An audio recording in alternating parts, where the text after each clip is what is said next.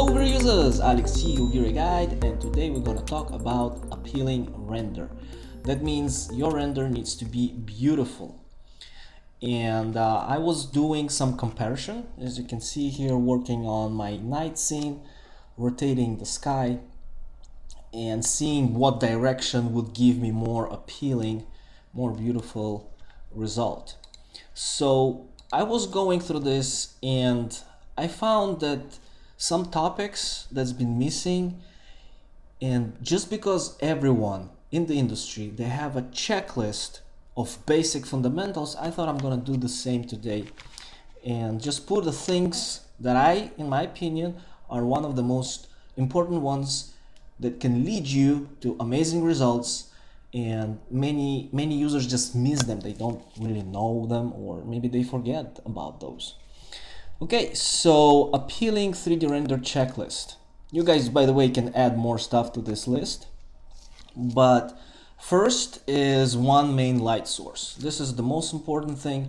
You gotta have one main light source that will define your light direction.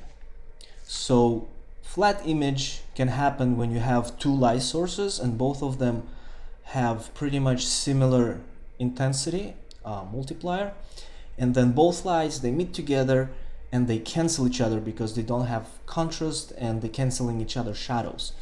So in order to avoid those flat images, you gotta have one main light source. It's gotta be clear. So the second one, clear light direction. It's gotta be clear because it's gotta come from one way and it's gotta go to another way. That means one of your parts are going to be lighten up than the other. So one is more in light, one is more in the dark, and that leads to the next one, defined contrast. Defined contrast is those defined shadows. If we can see the shadows and we can see the straight line, just one line that defines those. For instance, in this image we can see it here in the building, but it's somehow getting lost here and there. It's very soft, we're not really getting it. Here we see it a little bit maybe clearer because our intensity of light is much stronger, but on this one we can see it's much clearer. And if I'll go to my day shot, we can see this clear line of the light, where the light hits the construction. So one part in the light, one part in the shade.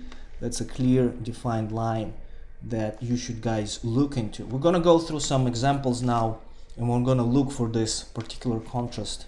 I just want to go through all the list of the checklist for appealing render. The next one is object balance and harmony. We have foreground, midground and background, and the location between objects create sort of atmospheric harmonic balance between each other. So if they do position, you know, really got the same amount of space between each other, they will be very generic. But if you have something more organic, that means you have to kind of play around with it, so they still will be in balance, but they will not be positioned like a soldiers, you know, in an army, very straight and precise.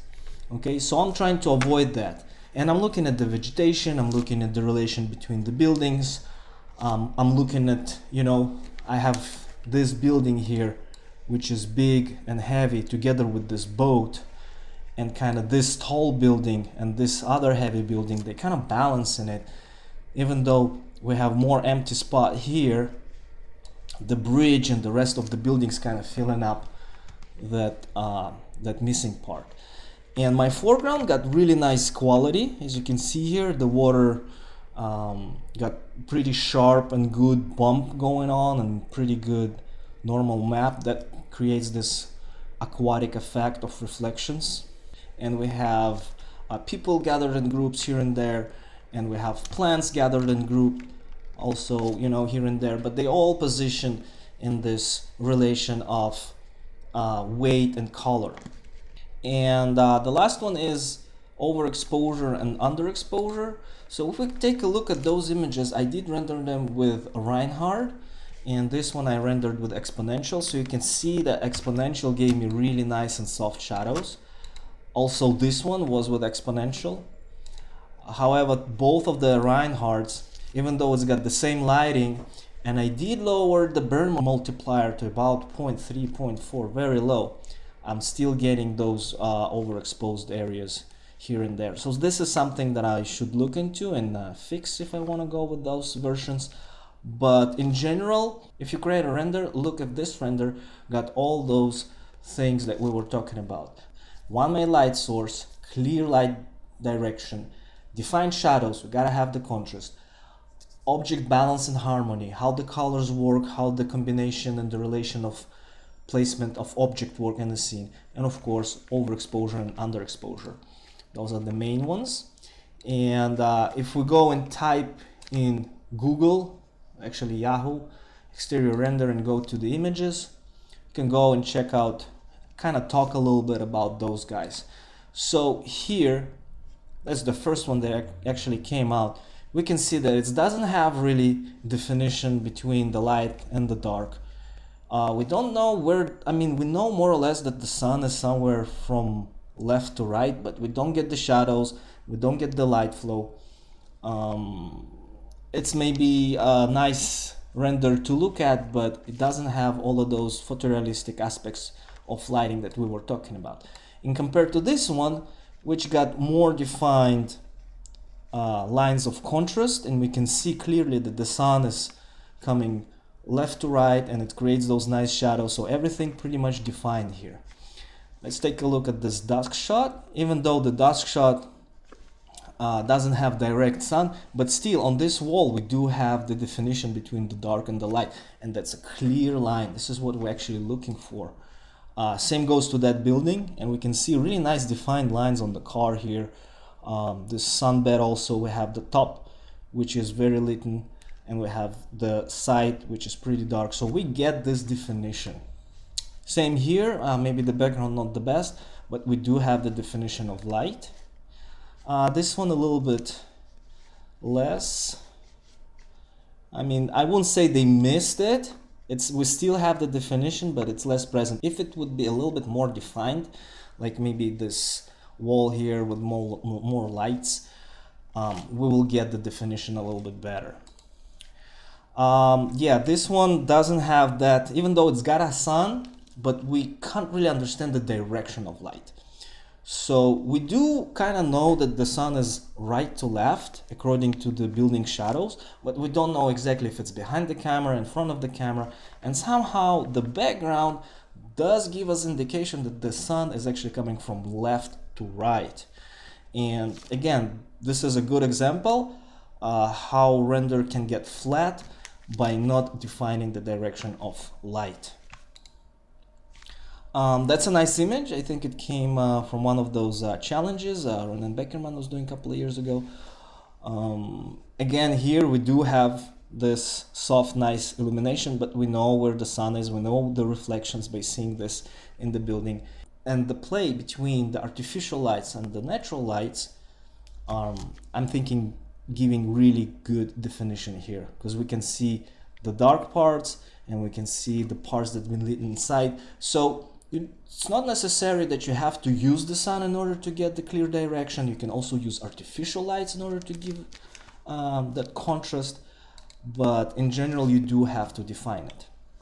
That's a good example, one directional light. We know where the light is coming from. We have the line that we were looking at, the contrast, and everything pretty works pretty well here. This one not so much, because we do have, but it's not really defined. Even though we have the sun, it's really hard to see and tell where the sun is coming from, because on the trees here it's kind of left to right, on the building it's right to left, and we don't see any definition on the people where the shadows, it's all kind of pale. Also the vegetation and the tree on the foreground, we don't really understand where this thing is coming from. Okay, so we can see really nice defined line, and the harmony is working really well here, because we get the bluish and the yellowish, so both combination of both kind of creates that nice effect. Okay, here also defined. So you can see the stuff in general, those people that come up in a search when you type exterior render, they do have really nice images that they have produced.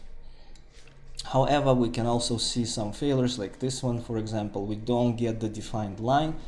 We kind of understand that the sun is left to right here and it's pretty high, but we don't see this on the building. None of those buildings are really showing that definition. So look for contrast, look for those defined lines. This is what's going to define your architecture. And if you have buildings like you know, like spirals that twist and all organic like I do, make sure you have that definition as well. Even though if it's going on a curve, you gotta have the light part and you gotta have the dark part. And you can see the stuff is really defined here. I can really say that this part in the light, this part in the dark, even though it's a curvy lines and it's really nothing sharp here to show us the definition, we still can understand when the light is coming from, where's the direction, where's the shadows, and it will help us to produce photorealistic images in no time. Just follow this checklist. You can download this below the video. If you like it, share it with your friends, post your comment below. If you have anything to add to this list, I'll be more than glad to add it. Just post it below this video. And thanks a lot for watching. This is Alex, your video guide. Ciao.